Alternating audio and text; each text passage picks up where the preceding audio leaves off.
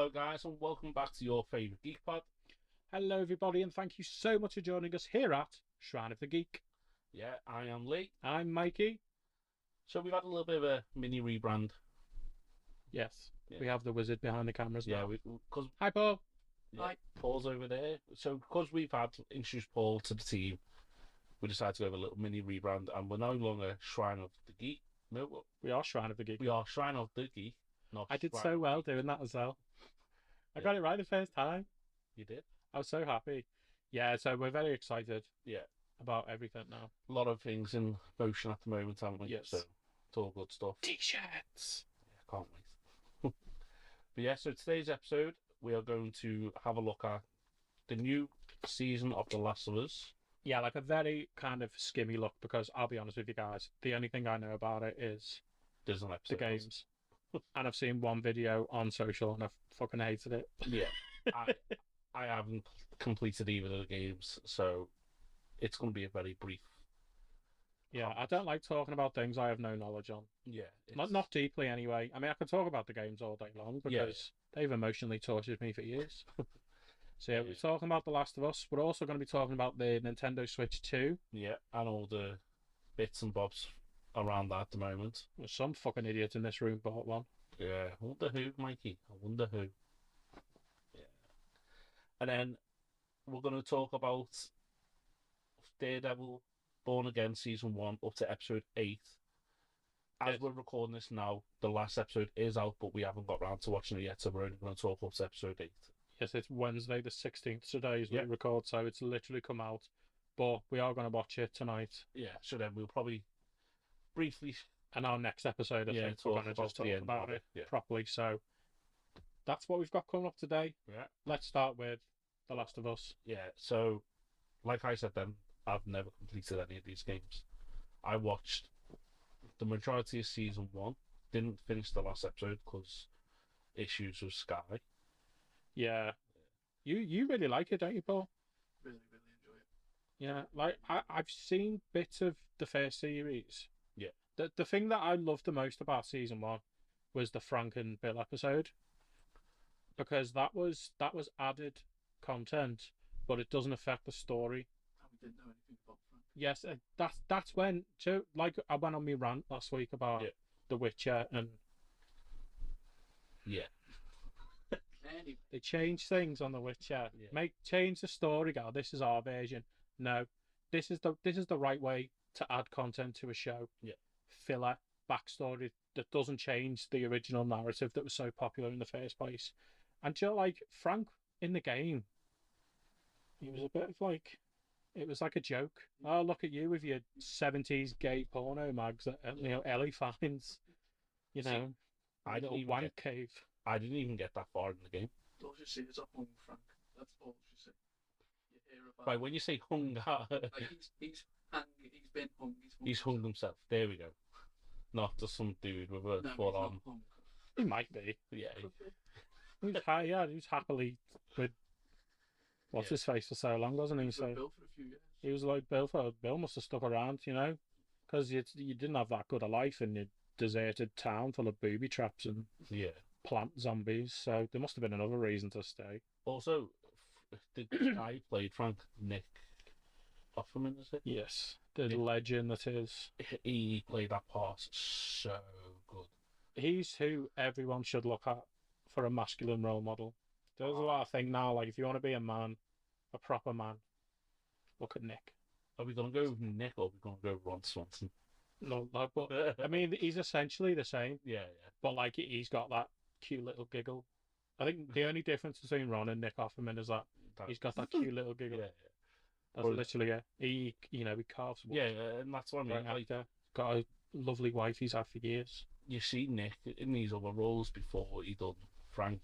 So he was Ron Swanson. He was that guy in the the Pamela Anderson. Yeah, he was the like the porn distributor, wasn't he?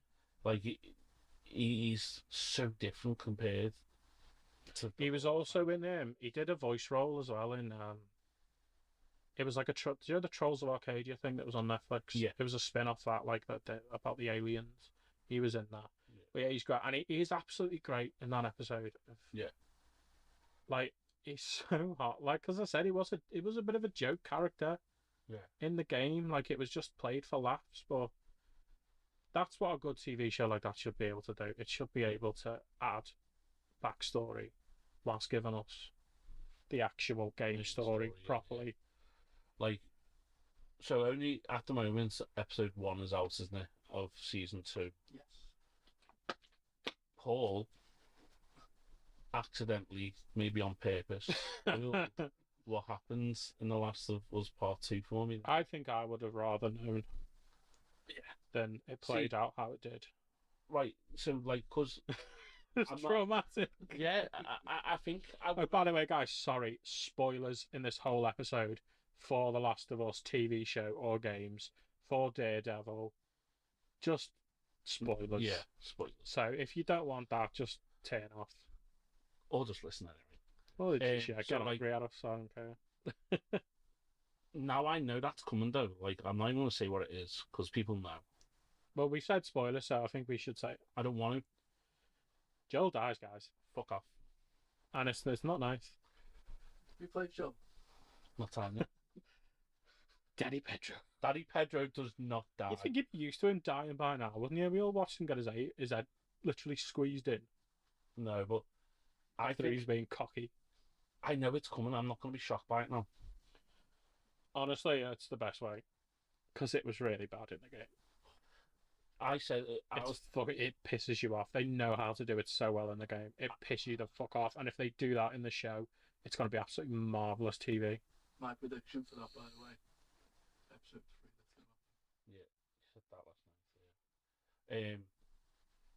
I was talking to my mate Mike. Hi, Mike.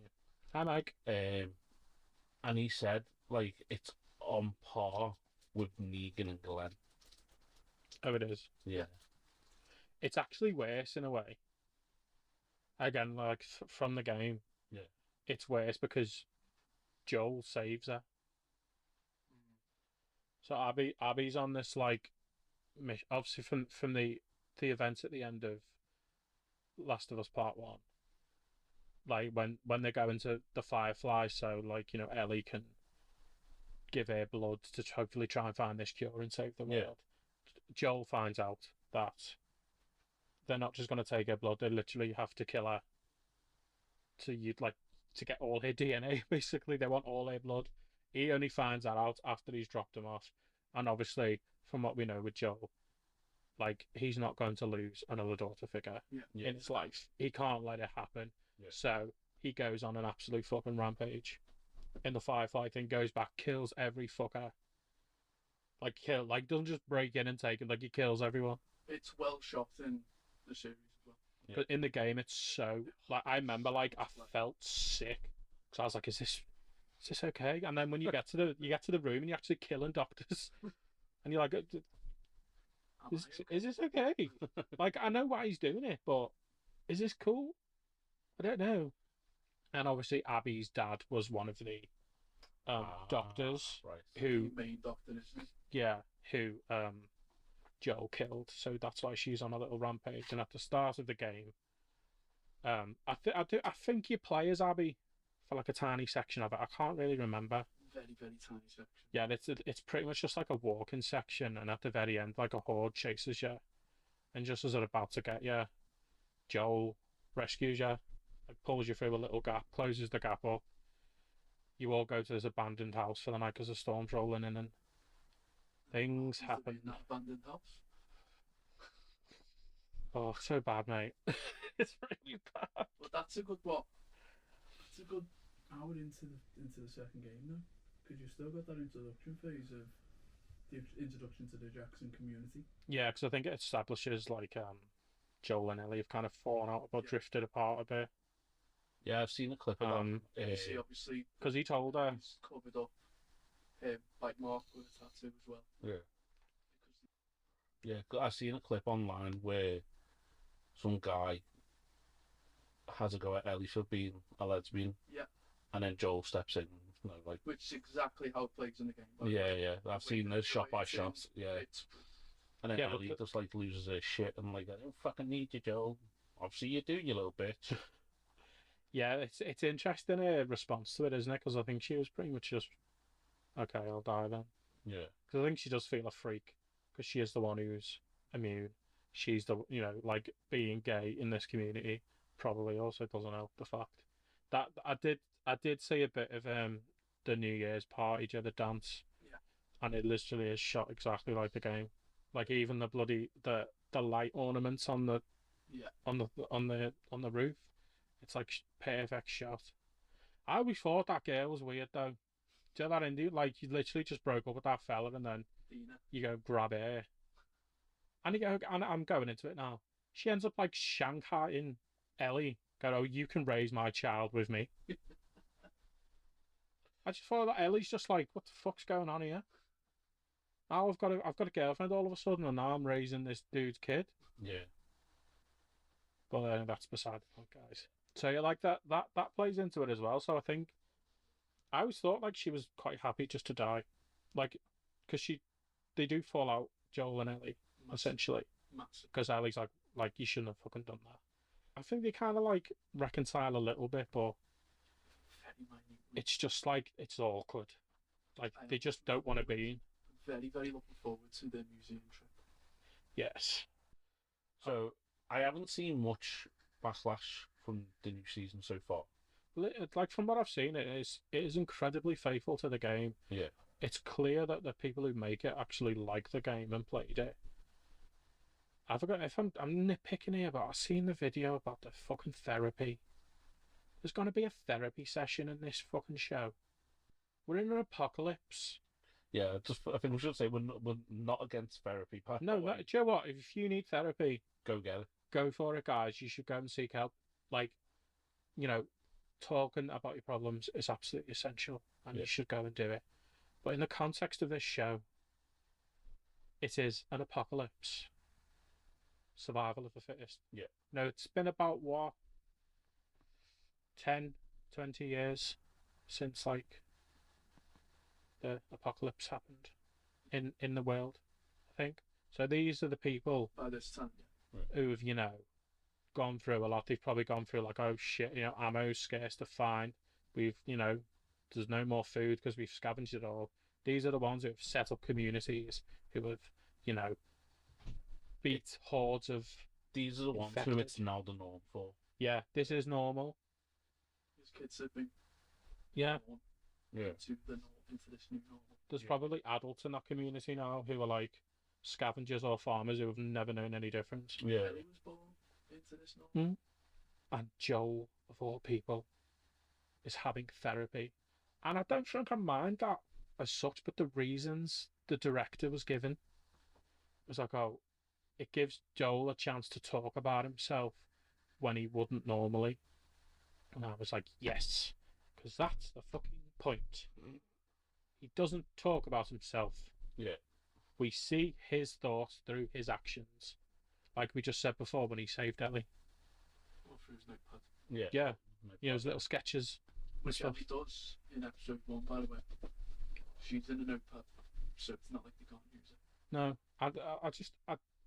it feels like something Pedro would do, not something Joel would do. Yeah. It's like, what do Gen Z people like these days? Therapy. The millennials, they love Catherine O'Hara, so let's mash them together. Catherine O'Hara is a therapist in the apocalypse. I was talking to Paul about it as well. I was like, what's the exchange here? So in this community, you've got like people like Ellie who are scavengers. They go out, maybe they hunt a few of the infected. If they ever get nearby, see if they can find anything else, scout the lands out. You've got farmers, you've got builders, you've got like general workers, people who run the shops. There's an exchange of goods here. You're doing this, okay, that's sound. The therapist. We're giving you our valuable resources so you can sit in an office and talk. If the apocalypse hits tomorrow, no one's paying us to do this. No. We're not going to be able to do it. It would make more sense, I think personally, if she was more of a like for the children, you know what I mean, just to help them sell their nerves and stuff.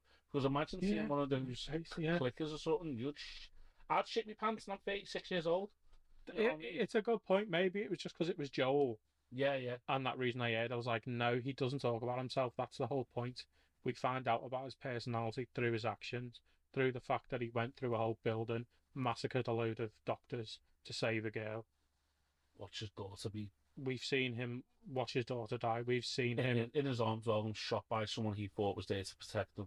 you know, he was a smuggler, His partner you know, going in the city. actually killed herself.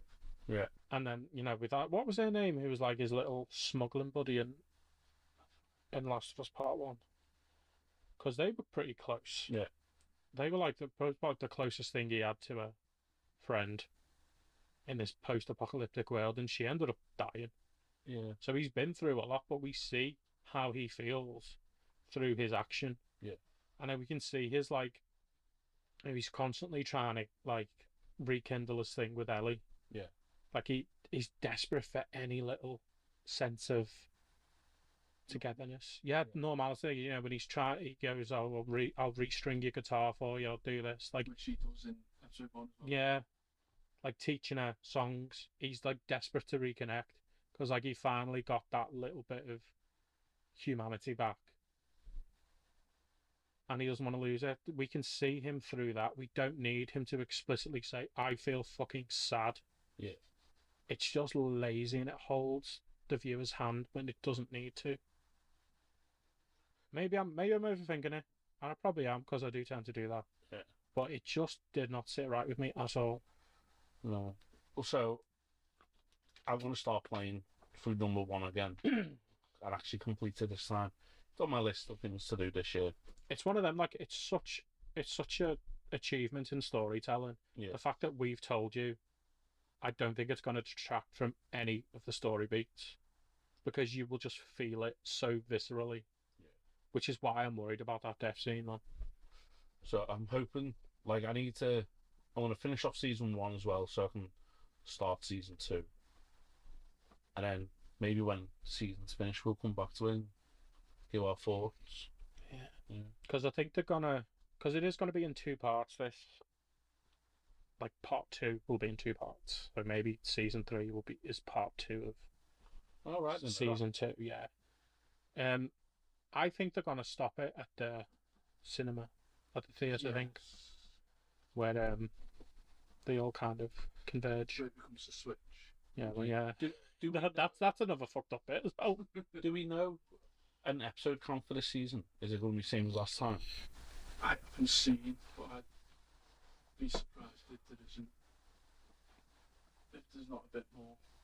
So you don't think there'll be more than 10 episodes? So the bits I have Slightly. seen, yeah, on the you could easily get a lot. Like, if they do the 2 parts, like you could easily have 10 for Ellie's story and 10 for Abby's, Right, okay. because like, you know, the whole, you know, the game makes you fucking hate Abby from the get go, and then you start. And then you love Abby.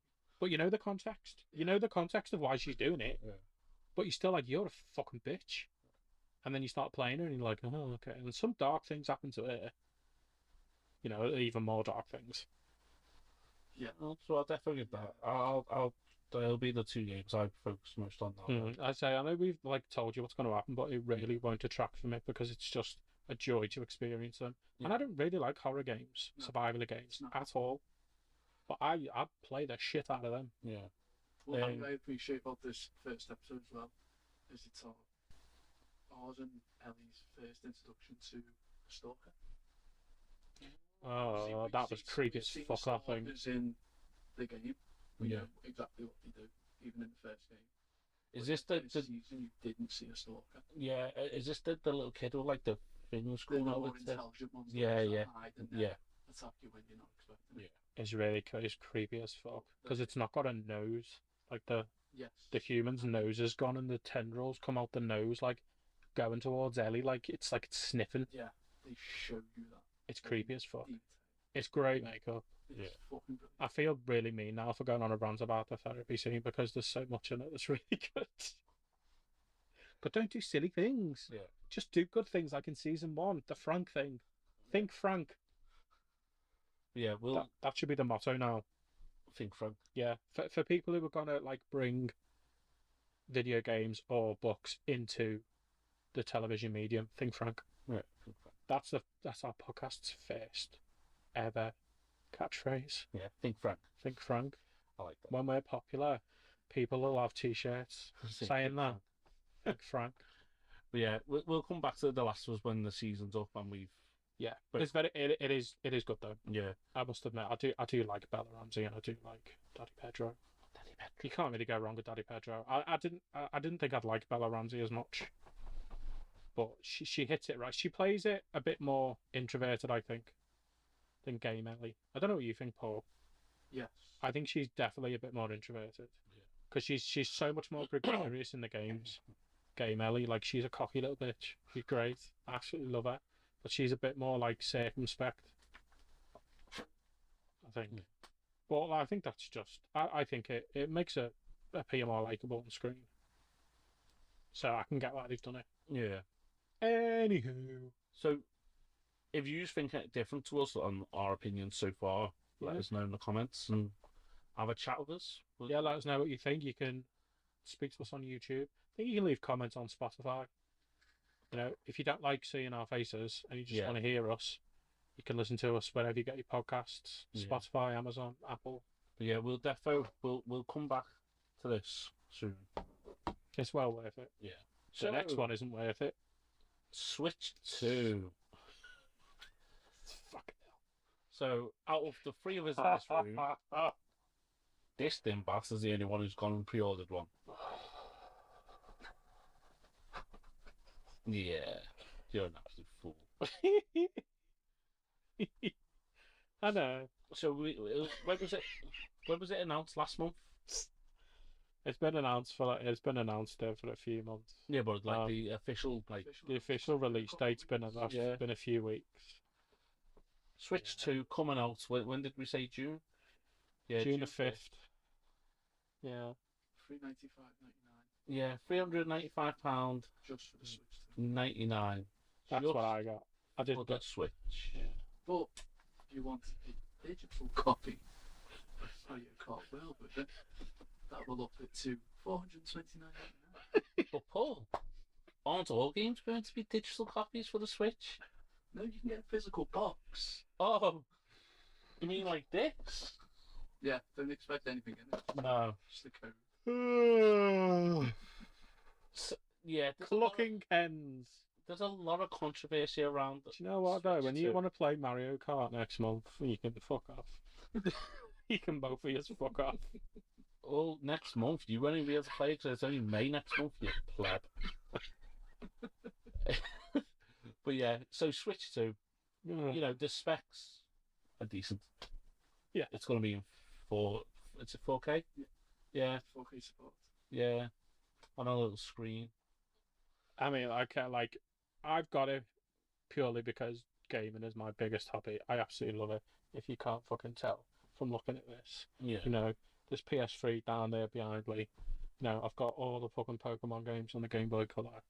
I've got everything from PS1 to PS5. I've got my NES games. I've got Nintendo 64. I've got Super Nintendo. Yeah, we've got a GameCube though. I've got GameCube now. Yeah. I love my games. But So yeah. that's why I bought it. Yeah, But I think it's not worth it. no. I'll tell you that now. There's a lot, like, and you're not the only one. Like, everyone on the internet at the moment is fuming with what they've announced. For yourself, you're a physical copy collector. Physical always, baby. Yeah. For them to turn around and be like, we're going to charge you 80 quid a game.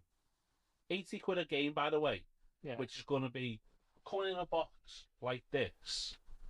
But instead of having that there's going to be a code on a piece of paper.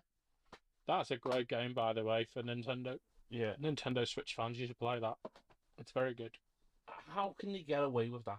Really? 80 quid for a piece of paper with a code on, which technically you don't officially own. I don't get it. Because you know what? In real life, I've never met someone who preferred digital. I No. think they just exist online. Yeah. Just to like slag people off. They're the type, you know what I mean? Like they never sit there and go, "I don't really like digital because of this." It's always like, "Oh, physical shit. Who plays physical?" Yeah. Go away. Go and play COD and leave proper gaming to us. Little Like- wretch. I've always been a Nintendo fan. I love Nintendo from Mhm. Mario on the Super Nintendo back when I was a kid to Smash Bros on the GameCube, sorry. Mario 64 on 64. You know what I mean? Like the amount of Nintendos out there, Best is games ever ridiculous. made. I just can't get behind getting a Switch 2, even though like it's gonna look beautiful. The new controls and that look a lot smoother. I don't know if I'm on board with the mouse thing. The mouse, Yeah, I think I can like track a bit like a mouse. yeah. Yeah. Um, I think a lot of people will be getting a Pro controller. yeah. But even they're 70 odd again. yeah, They're it's like, 75 quid. Unless they're ones I've got over there, we'll pay with it. yeah, But probably not, no, Nintendo. They're not Yeah. stupid. no, they're not. That's anything could be backwards compatible. Apparently some games are going to be, Yeah, but I don't know. I have an issue with a lot of it. I have an issue with that paid tutorial demo thing. Like, I think there's a tutorial video that you have to pay for to get access to it. There's a game chat feature on it now, yeah. which again you have to pay for. So I don't think it matters. Like, with the PlayStation or the Xbox, if you pay for Xbox Live or PS Now or whatever it is, you get the online features, which include Yeah. talking to your friends and whatnot. Nintendo, no, if you got the Nintendo Online membership, you'd have to pay extra for the game chat. It's just It's not going to be good. I think That's all. there's going to be some backlash, isn't there? There's got. But there already is big time. Yeah. I don't think this is going to sell. It's not going to be as good as the Switch because the Switch sold absolutely crazy. Yeah. It really did. But I don't think this will. Certainly not to start with. No. I was able just to go because like PC World are only doing in-store Yeah. pre-orders because everyone just scalpers fuck them up online. So I was able to go in and get one. He said, "Oh, there's been about 20 people," and it was a weekend, so that's really not much for a new console. I'm not happy with it. I think the first-party games are the ones that are going to be the expensive ones, like the Nintendo, the Zeldas, Mario. Yeah. The reasons you get a Nintendo, which is shit.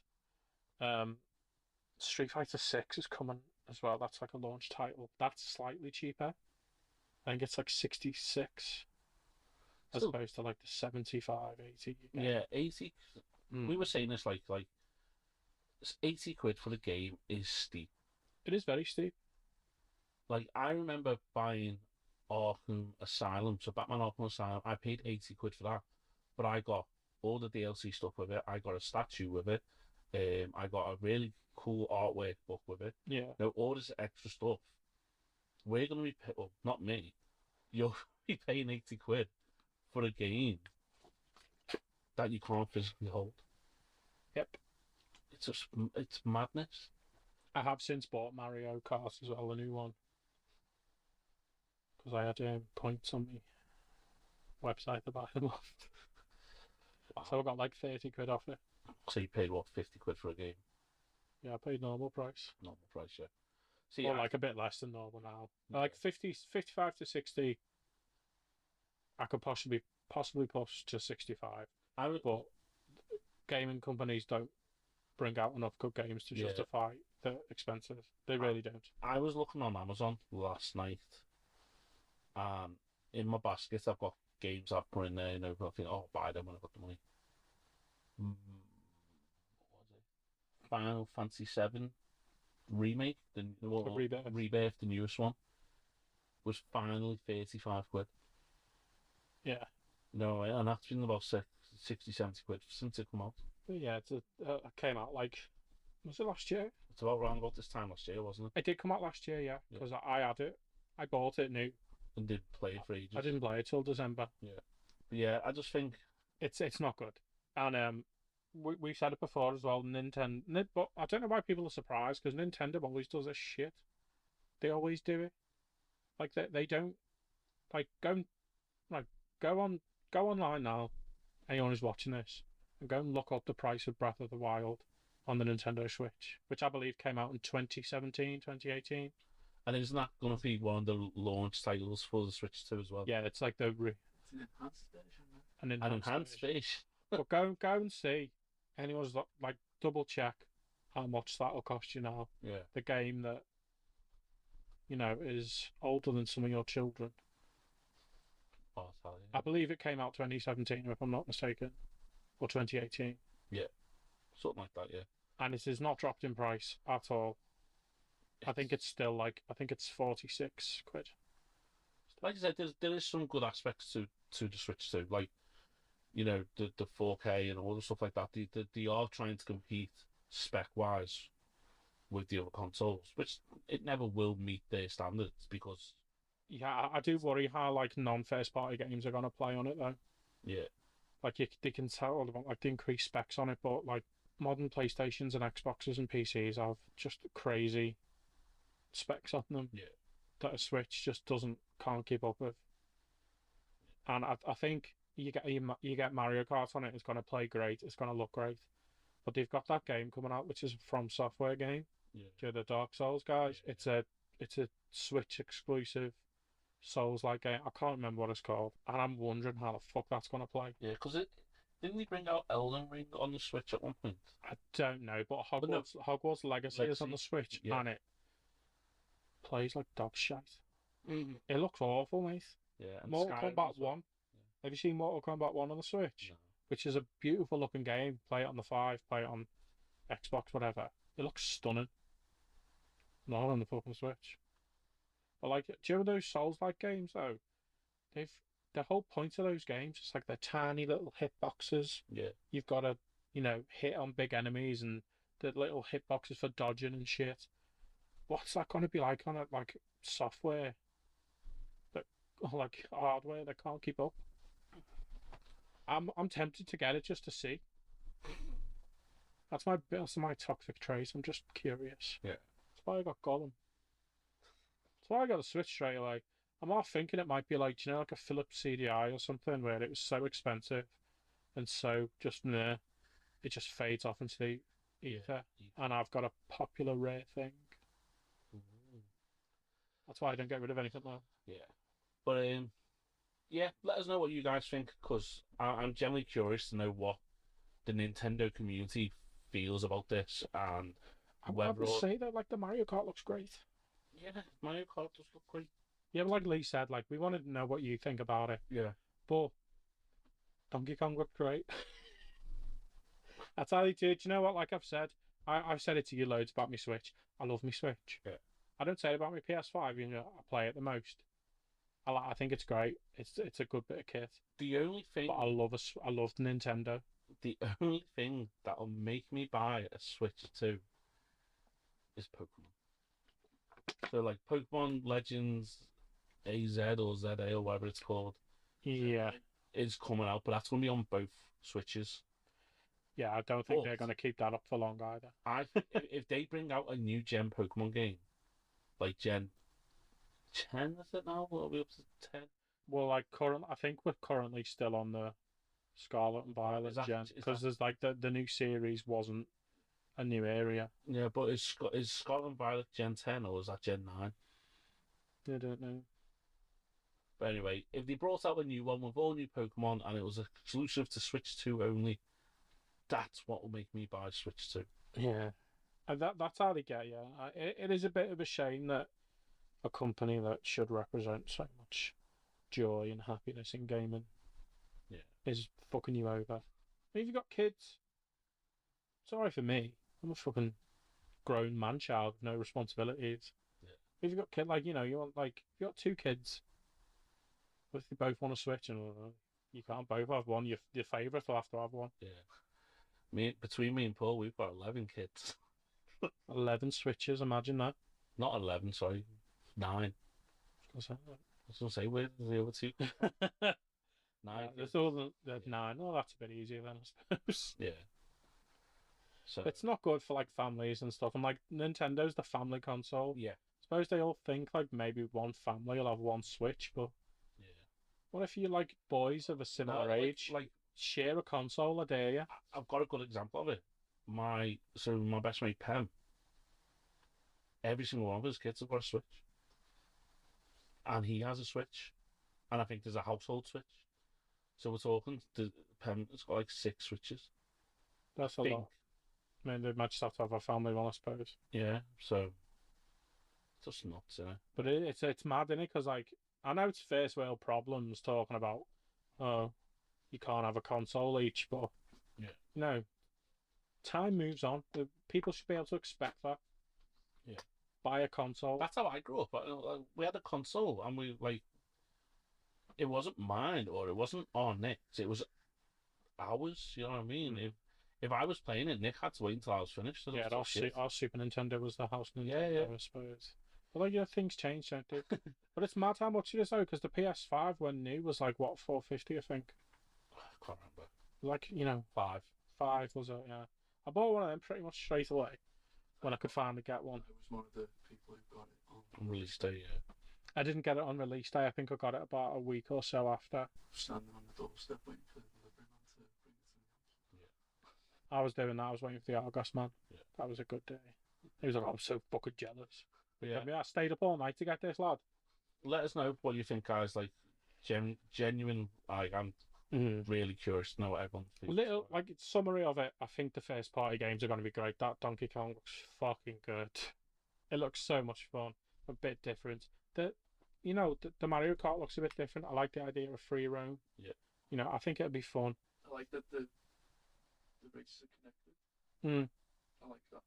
Yeah, there's a lot that looks good about it. Yeah. But it's like one of them, innit? It's like, does that outweigh bad? When it comes out, and we'll probably do a full on review on it, won't we? Like, Oh yeah, well definitely, yeah. We'll all like the guys will come round here and we'll play it and pizza. see what it's like. Yeah, I'll get a few. I'll get more games. I want to get. Do you know what we will do?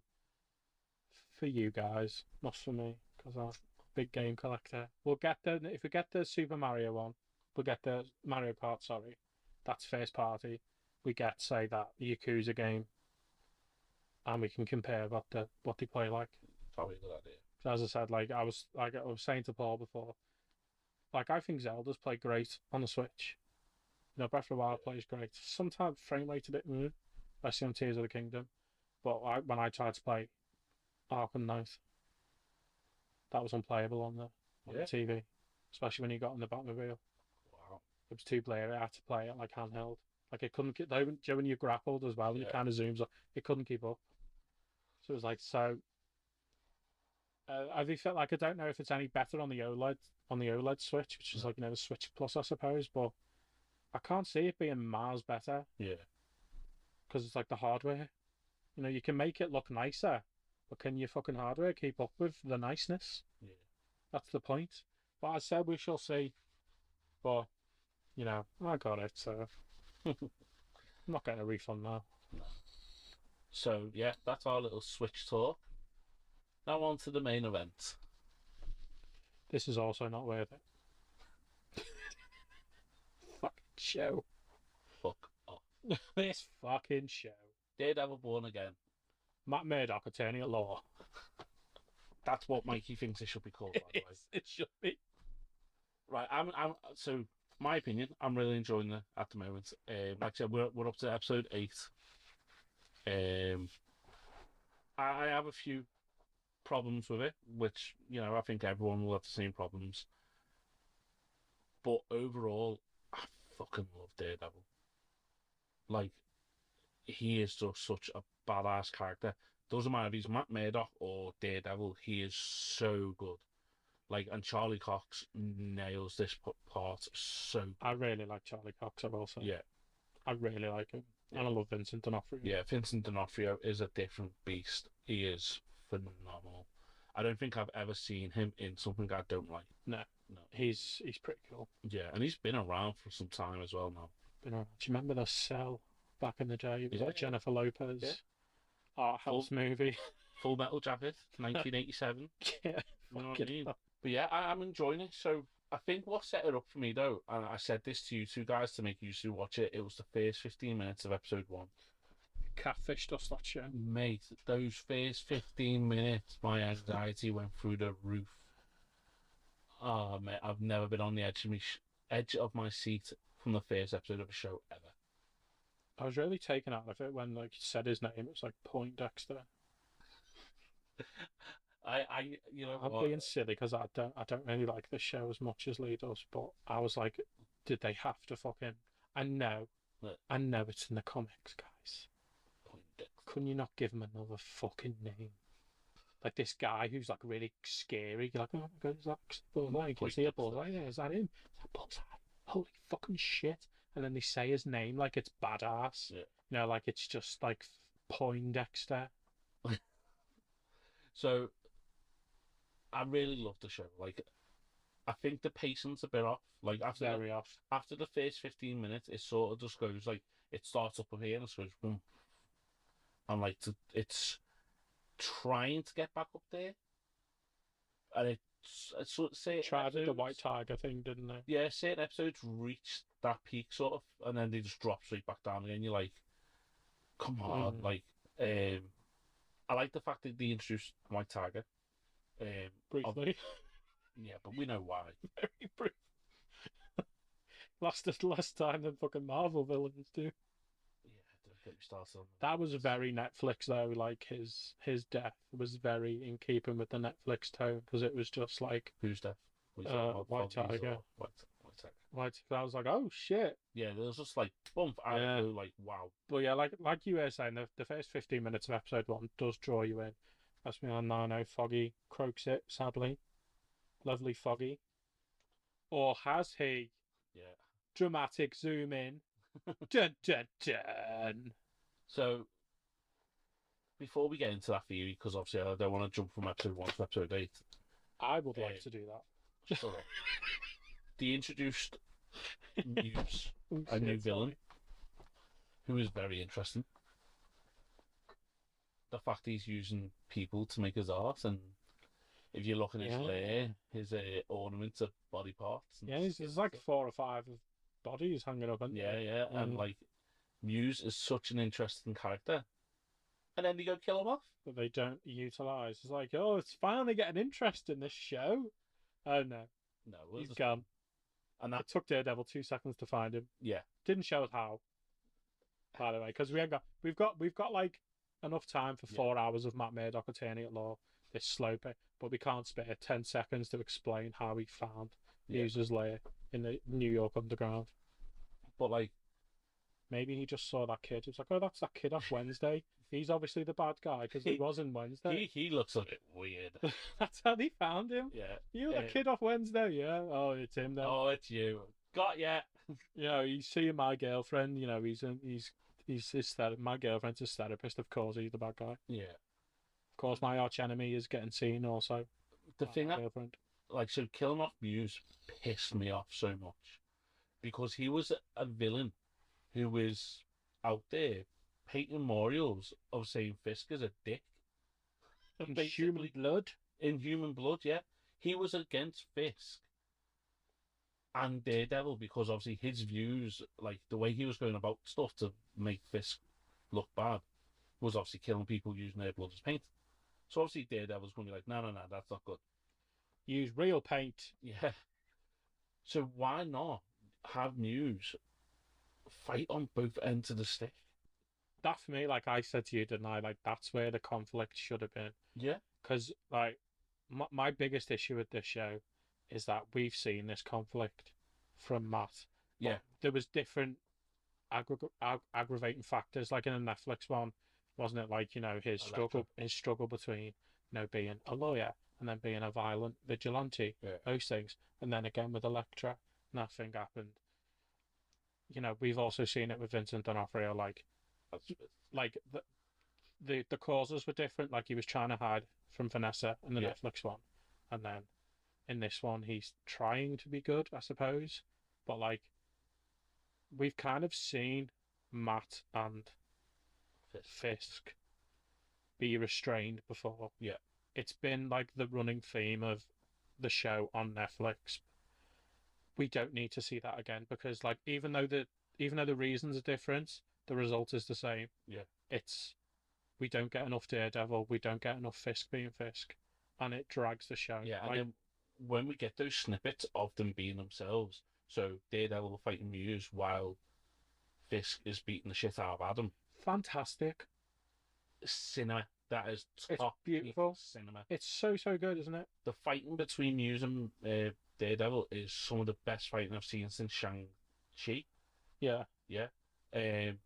Fisk just being an absolute brutal fucking madman, Yeah, throwing like Adam chucking him up round and like like a rag doll, even Yeah. though Adam has an axe, is just amazing. Because And I'll make it fair. yeah, Gives him an app. It's so badass.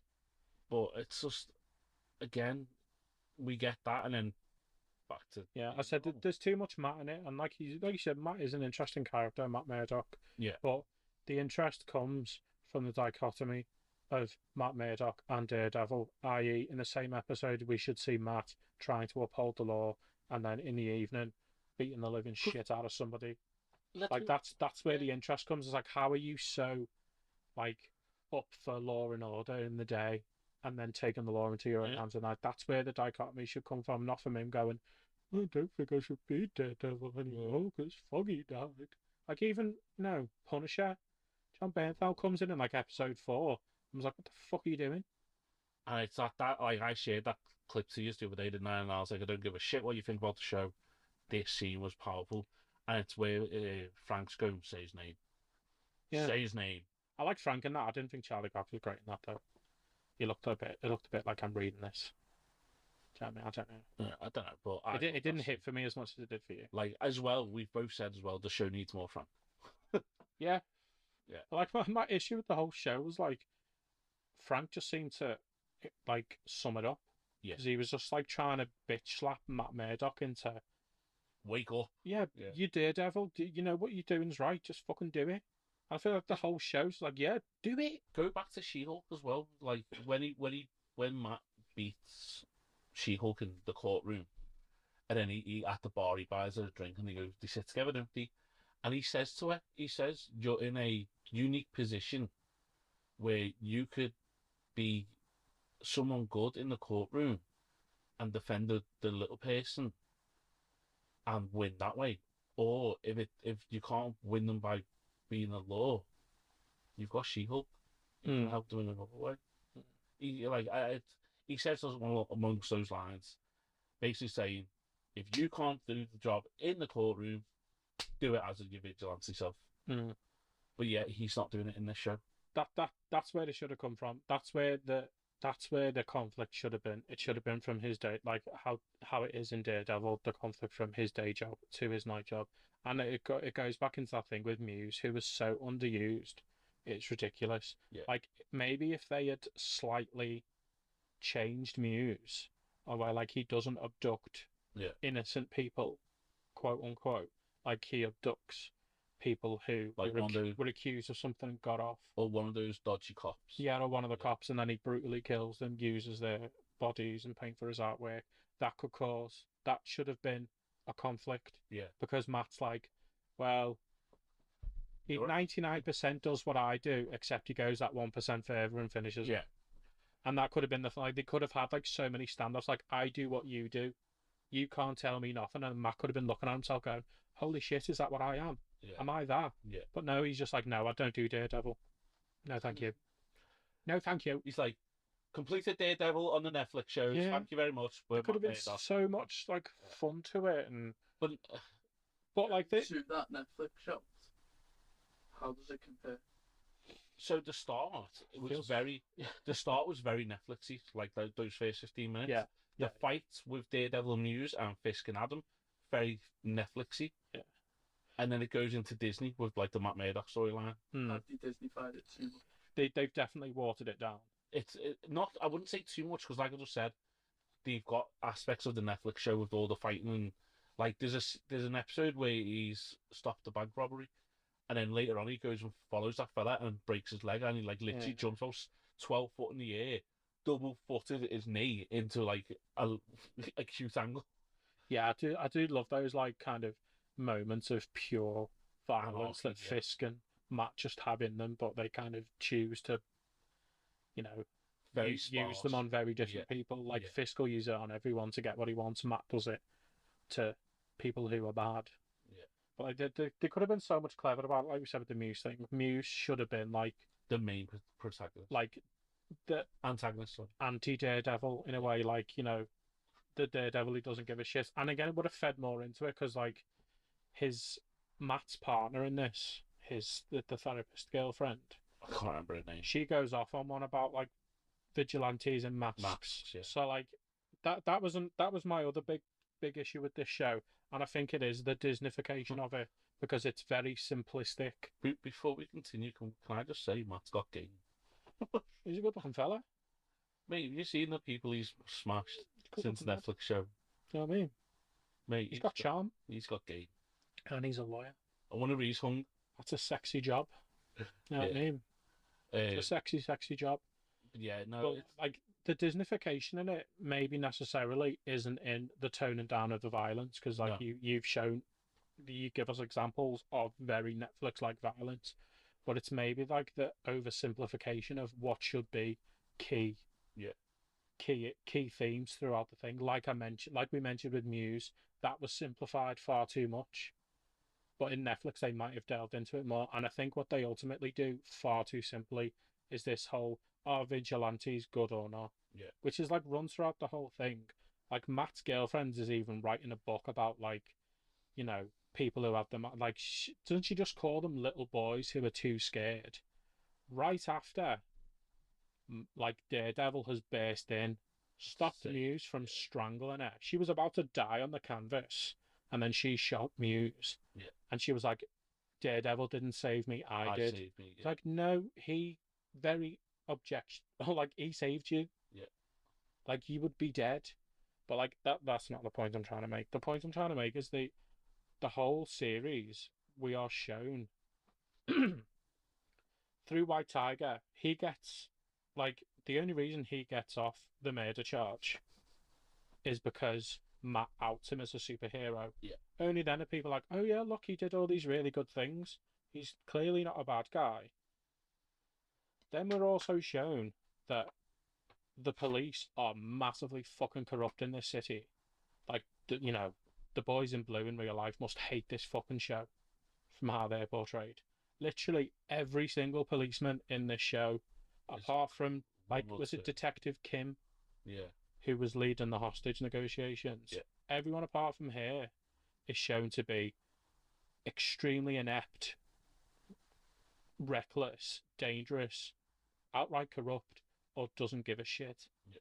You know, like Fisk's got like a fucking private army, and one of them said to the police commissioner of New York, I don't work for you.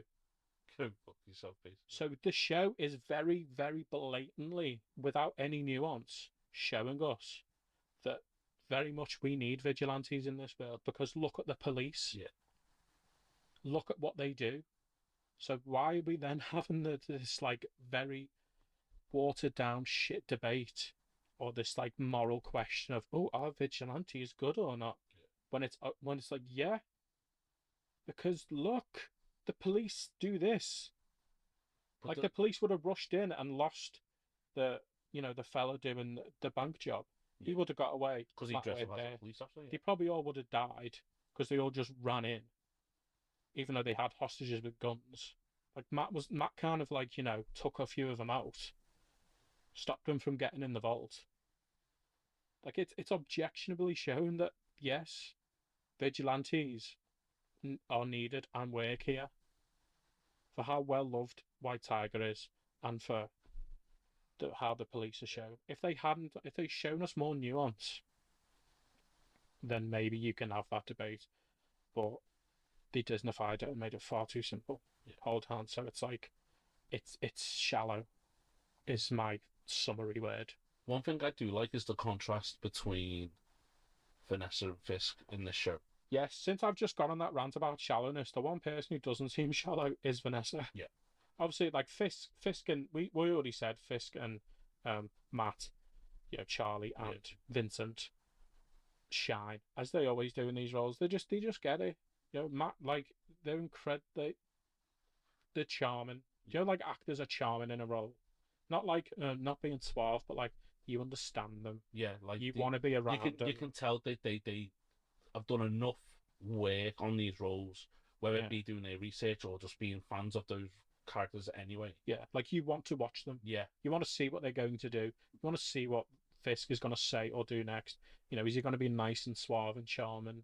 Like I loved it. I know we will get back to Vanessa Jones. Like he's doing his mayor duties, and he's at that The kid's school. and you could almost see the cogs in his head, like, Fuck off. Fuck off. Yeah. And then they go, we got a second. No, it's fine. It's fine. Really, save your voice. Fuck. No, but like, so Vanessa, like, she is incredibly interesting. Yeah. This woman. We go back to the Netflix show of her, and she was so different. And now she's so badass without even trying to be. She's dead. Like, she has that like old school gangster feel about her. You know. Yeah, like, she's like a matriarch. She's like she feels like a matriarch in like a mafia family, doesn't she? Yeah, that's the first episode where she's got all the families. Yeah, and she's very calm. Like these guys are kind of scary guys. They're all like, aren't they kind of all very tense with each other as well? Yeah, like, yeah. They're not friendly. No. And Like, she kind of walks in and just diffuses the situation in like very classy, Don kind of way. Like she doesn't have to like insinuate violence or enact violence like Fisk would do. She does it like a manager. She manages them. Yeah. But we see that one guy telling Fisk, like, you know, fuck off, I'll do what I want. And Fisk goes to Vanessa like, he did what he wants. And she's like, okay. So then she goes and speaks to him. And then he gives her an ultimatum, doesn't he? Like, let's take out Fisk ourselves. And she's like, this motherfucker. This motherfucker. So she sets it up as if like he's out to take Fisk out when he's having dinner. That is another great scene. Yeah, a very Netflixy scene. Fisk is sitting there just eating his dinner, like his fucking green peas or whatever it is, and his new what's his name? His new henchman. Like I just like to call him Wes. Yeah, because of the original one. He's not Wes though. He'll never be Wes. Hello, Wesley. He's just in the corner. So this guy like pops up behind Wes with a gun, about to pop him off, and then over here, and this guy's head just goes, and he doesn't flinch. Yeah, and Fist. Like you don't move, flinching. He just says thanks, doesn't he? Yeah, it's fucking badass. Like, can you ask Vanessa if she wants this bringing home? Yeah, she wanted it brought back. And that scene is just like it just shows like obviously the end of that's the end of that episode, and we before the new episode come on, we were all thinking, shit. Did he know? Did Vanessa try and hit Fisk? And then we find out no, they planned that.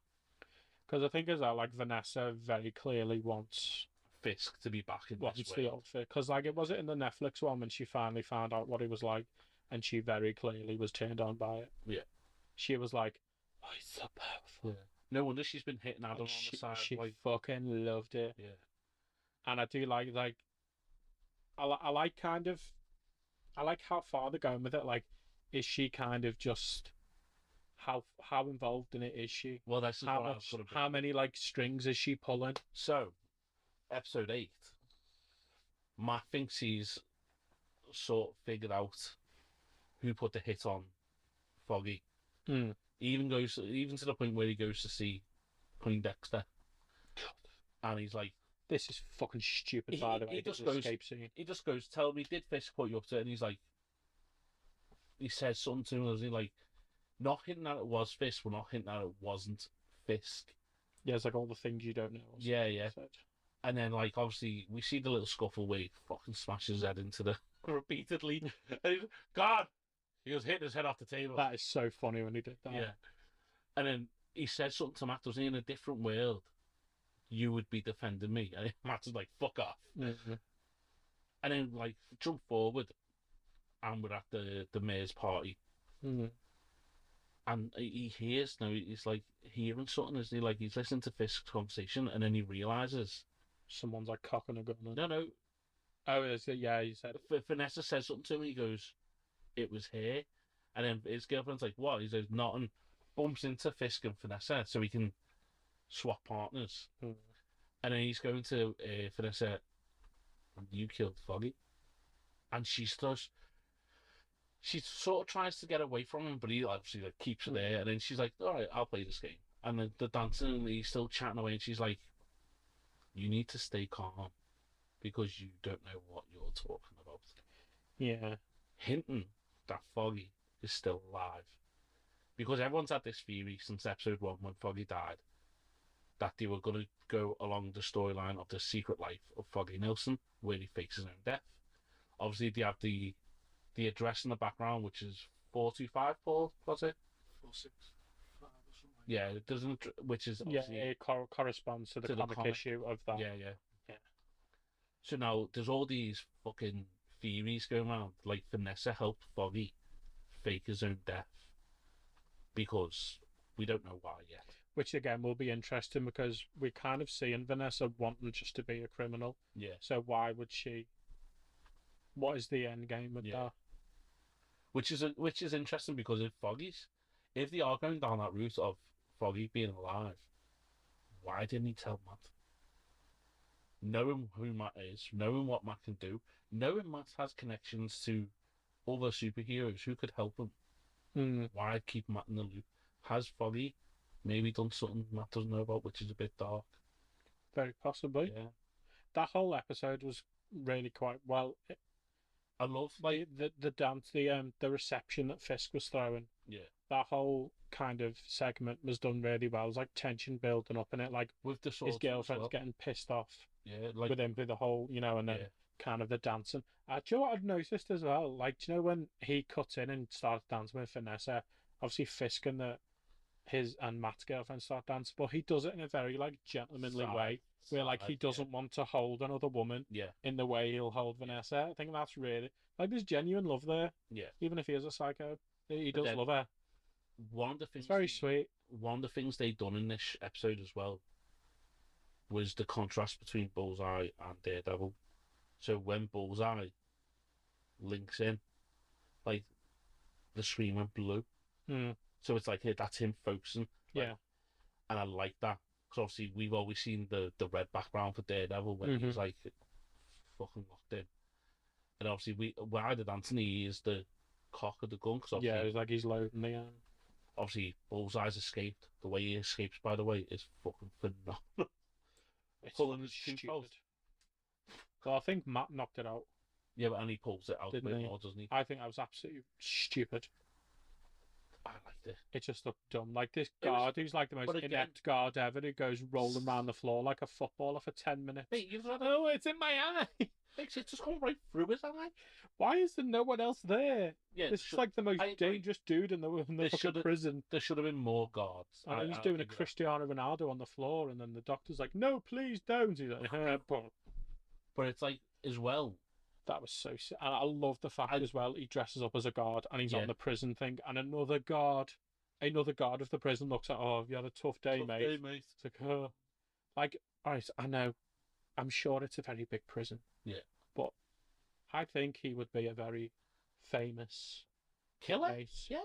You know, it's like if you had fucking, Fred West in your prison and he escaped and you looked at him and you go, Yeah. "Oh, have you had a tough day, guard I've never seen?" We're always hearing prison guard, like, prisons are understaffed. There ain't that many staff in them. Yeah. That you'd not know him. But yeah, that's a very silly low point. But that whole scene, that whole thing was done really well. As well, it was- reception. The way they shot it as well, it was like he was confirming Vanessa done the hit because he was looking at where he was aiming, and then obviously we know he eventually went to shoot Fisk, Mm-hmm. and Matt saved him. Why? With Fisk gone, you would assume half his issues are gone. The task force would become broken because there's no leader no more. They would have to go back to their no jobs. idea why they did that. Yeah, it's very interesting to know why Matt. Maybe kind of thinks Vanessa will just Nah, close up if Fisk's dead. possibly, or maybe it's because what Bullseye said to him in the prison about you'll be defending me. Maybe it's because Disney have ordered a few things. And we need to keep him alive. Yeah, possible. Yeah, but yeah, I've enjoyed the so far. Like I know there's ups and downs to the show, like, but I think that's with every show. I really hope, because obviously they've announced season 2 and season 2 is being filmed as we speak. I just hope we get more Daredevil next season. Yeah, I get like I think Paul asked before about the Disneyfication of it. Yeah. We said it come. Well, I said it's come into it in terms of oversimplifying key themes. It's also come into it where they've sacrificed the here and now to clearly build up stuff in the future. Yeah. Like they're clearly working towards maybe, a television universe where all the heroes of the TVU get together. You've got the big boys in the movies. Yeah. You've got the TV ones. They're clearly like building up shit, but they've sacrificed the quality of now to then go, oh, see what we did? Yeah. We built, but you don't need to sacrifice story for potential future. Yeah. You need to tell good stories, so we give a shit about the future. Well, what do you want to see from season 2? I want to see actual ethical conundrums if you're going to go down that route. Or not, you could just go down Daredevil being Daredevil. We can take our own things from it by showing Matt being a good lawyer boy and then being beating the shit out of someone suspected of rape or something at night. Yeah, I want to we can do that ourselves. I want to see a bit more of other characters as well. So like they've sort of hinted at all season. Not Iron Fist. They sort of hinted at all season of White Tiger's niece. There's a little girl taking the mantle. See, they're even doing it in the fucking shows now. Like setting up they set up young people in every show. Yeah. Hawkeye wearing about Hawkeye. I think her becoming White Tiger, like she does in the comics and stuff like that, is an interesting step. I wonder what they did with the amulet. Because, they all fucking know at that point. Because they all said it very explicitly in the courtroom. The amulet. This amulet gives you powers, so that like whoever shot him, we never found out. Yeah. But we haven't yet. No, it's in a evidence back because we see it when she goes to see him. Someone has to grab that one. But I think it'll be interesting to see Matt mentor her in a way. Yeah, because it feels a bit shitty to not have White Tiger. Like I think they could have kept him around. No. And then kill, because like it's like okay, you've introduced it and then not. Yeah, but do you not know why? No. The actor died. Or did he die? Did he? The actor, I can't say he died. That's a shame. Did you not know that? No. Is that why they killed him? I don't know if that's. Or were they going to do that anyway? I don't know if that's why they killed him, but that's why they had. It possibly could have been because he died while filming. Oh, well, that makes sense. But like, even then, like, do you know what I mean? Like, it feels a bit thingy to me to have this character introduced. Yeah, it was very interesting actually. Like, why do you do this? Like, where do you get that amulet from? Who are you? Like, and we don't kind of get those questions asked. Like, maybe it's a good origin story for that little girl, and but then we've seen her origin without them having to do an origin show. Like, just keep it. So that would be very authentic. I would say with her, don't give her their own show. Just keep her in Daredevil. Not everyone needs their own show, guys. Also, I would like to see some past Netflix characters show back up. Doesn't have to be like main. Not Iron Fist. Shut up. It doesn't have to be mainstay characters either. They only need to be in one episode. A bit like Frank was in episode 4. You know what I mean? I'd like them fully back. I love JJ. He's great. Jessica Jones, Iron Fist. I'd have Luke Cage. No. Actually change the actor. Yeah. Just... I hate the fact he sat there and he was like, I deserve, give me a chance. You had a chance. Yeah. It was called a series of Iron Fist. Because it'll be interesting because obviously Luke Cage, when that finished, he was sort of the kingpin of his area. Like, he'd taken over from Cottonmouth and Silverback or whatever his name was. So it'll be interesting to see their relationship now because he's the Don. And he's like, nah, you're just doing what they used to do. You know what I mean? That could be an interesting... Obviously, we've got Frank back in episode 4 and he's in the new episode that's out today. Thank fuck. We're getting a Frank special, which I'm really looking forward to. I wonder how that plays into season 2 of Daredevil. Yeah, because he looks like he's done. Frank? Yeah, he was acting, do you know what I mean? Like, he's very happy. He was like, I'm done. I can't be bothered. Well, that was the vibe I was getting from his episode 4. I didn't get that vibe because he had all around his room was weapons. I think he'll always be like that, though. Yeah, true. I mean, just in case you think someone will come and get him. But he kind of didn't seem like somebody who was actively getting busy. Yeah. Like doing stuff. He was like, oh, these fucking copycats, whatever. But yeah. I don't care. Well, it's interesting to see what happens there. Season 2 is going to be very interesting with how this one ends as well, because as it ended on episode 8, Matt's been shot. Mm-hmm. With like, we don't know what's happening there. It was a nice little juxtaposition from the start of the show where Foggy was dying. Yeah, you could hear the heartbeat, yeah, and then you heard that, and it cut before like we knew if it was like slowing down or stopping. Yeah. That was a really nice touch. Very good nice. filmmaking. That was nice. Yeah. But yeah, let us know what you guys think of Daredevil Born Again season 1. Yeah, let us know what you thought about The Last of Us. Yeah, and let us know what you think about the Switch 2. You can give us a comment on YouTube. Yeah. On our socials, Insta, we'll put it up. Facebook, TikTok. Insta, Facebook, TikTok. We use that. If you don't want to see our faces, and you just want to listen, Spotify. We're on Spotify. Again, we'll put that link in. Yeah. Where you get most podcasts, I think. Yeah. Yeah, we are. Where you get all your podcasts, we're at. So yeah, you can leave us a message on there on Spotify. You can ask questions. Let us know what you think. Do you think we've got anything wrong? Share your own theories. Yeah, yeah. Especially when it comes to Marvel, I love listening to other people's theories. So it is interesting. Subscribe. Yeah, don't forget to subscribe on YouTube, please. That mega help us. Click the little notification bell. Yeah. That's what all YouTubers tell you to do. Yeah.